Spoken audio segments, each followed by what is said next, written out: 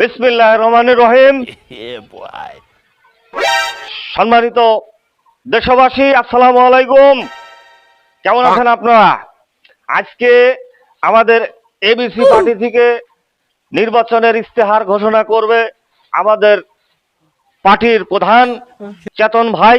আপনারা জানেন বাংলাদেশের সমস্ত রাজনীতির দলের ইস্তেহার ঘোষণা শেষ হয়েছে, আর আমরা আজকে শুরু করছি।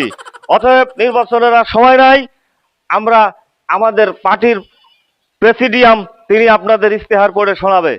ধন্যবাদ সবাইকে। এই চেতন ভাই কি আছে? এই চেতন নেতা কি আছে? এই ইস্তেহার ঘোষণা করব, সেই ইস্তেহার ঘোষণা করার সেই কাগজটা কই? কাগজটা দে। কি কর নেতা? এই যে ইস্তেহারের কাগজ আমার পকেটে রয়েছে, এই নিয়ে আপনি হাতে সুন্দর করে পড়িয়ে জনতার বুঝে দেন।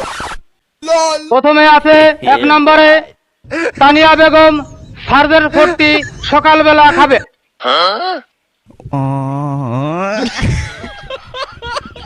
এই আরে ইস্তেহার ঘোষণার ভিতরে তানিয়া বেগম সার্জের 40 লেখা কে?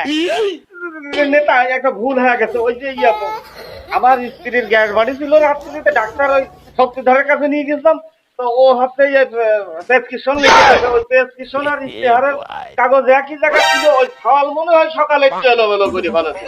আপনি একটু ক্যামেরার সামনে দাঁড়ান, আমি ইস্তেহারের কাগজটা খালি যাবো আর আনবো।